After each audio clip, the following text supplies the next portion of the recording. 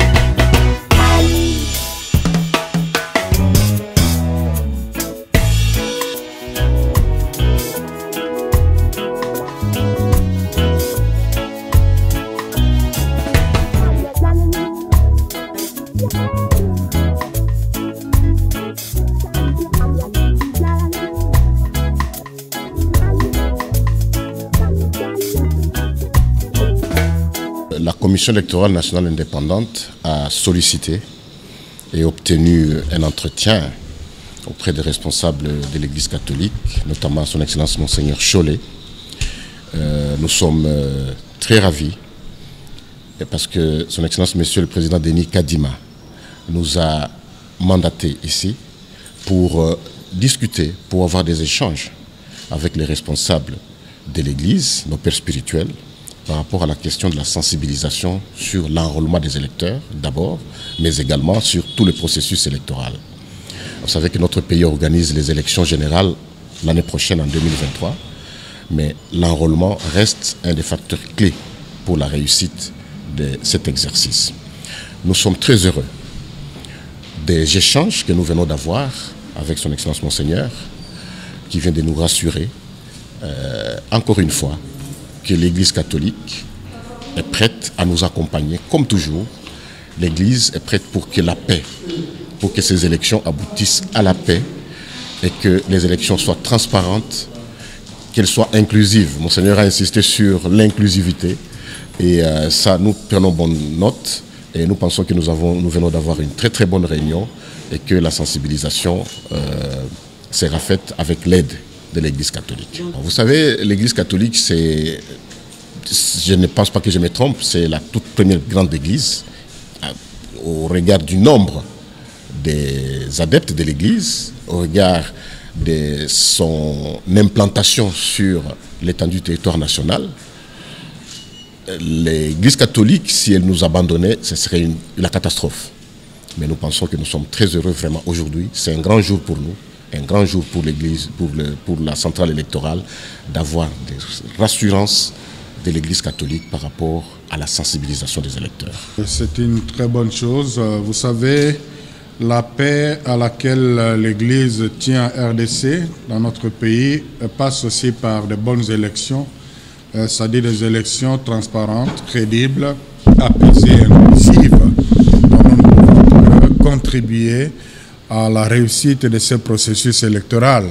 L'enjeu majeur pour le moment, c'est la sensibilisation. C'est pour cela que le deuxième vice-président de la CENI est venu nous voir.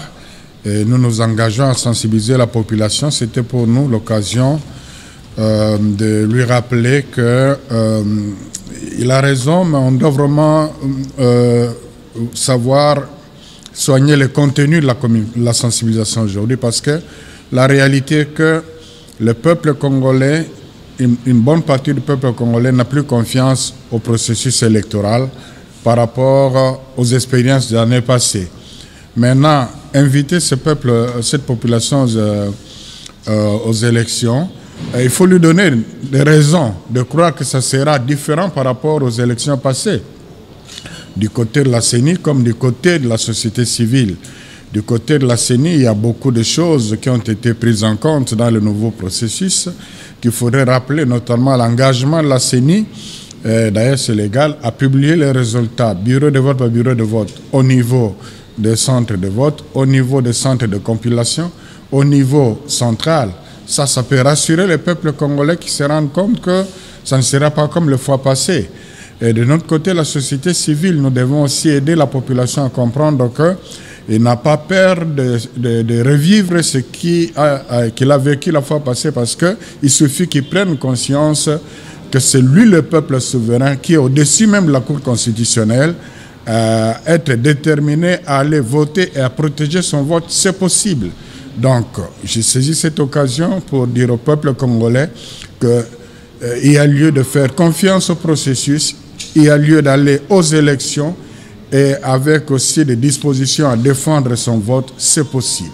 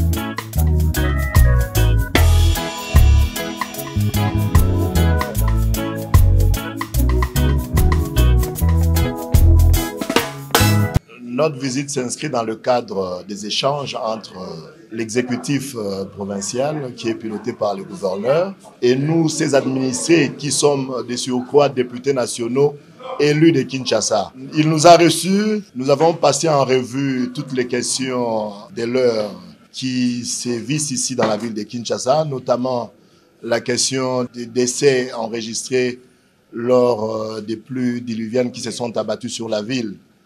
Le gouverneur a partagé avec nous la douleur que ressent la population quinoise suite à ces décès. Il nous a aussi expliqué la charge qu'incombe à la société Sopeka qui est chargée de gérer la nationale numéro 1, qui a signé un contrat avec le gouvernement central. Il nous a expliqué les dispositions qui ont été prises pour l'enterrement des victimes. Il a aussi évoqué certaines questions liées, n'est-ce pas, aux conséquences que nous vivons ici suite au surpeuplement de la ville de Kinshasa. Il nous a aussi communiqué les zones sur lesquelles la population quinoise a bâti, n'est-ce pas, ces maisons, qui sont des zones qui ne pouvaient pas recevoir de construction. Il a insisté sur le fait que nous puissions garder ces cadres de concertation de temps en temps pour échanger en vue de pouvoir apporter des solutions aux problèmes des Quinois.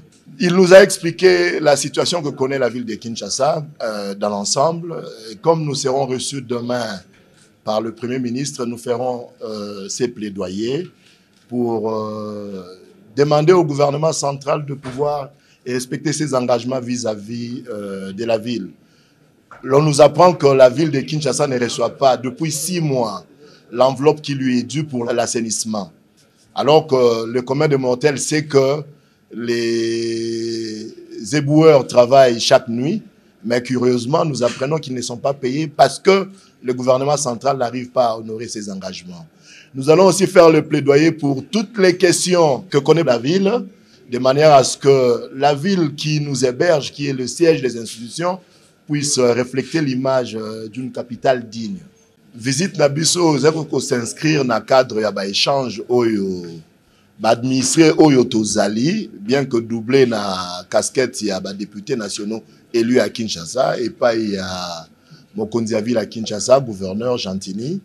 Tokutanaki nae, to évoqué la question Oyo d'actualité, notamment liwa oyo frappé bandeko na biso ebele suite ya mbula oyo ebeti makasi pe buki pe bomi. Tokutanaki nae pe to pesa na makanisi boni lobby to ko sala pour que dégâts oyo sala maté yebisi pe biso réalité ebele oyo to bana ko maîtriser sur la ville, notamment makambo neti ya nzela national numéro 1 ezali géré na entreprise Sopeka.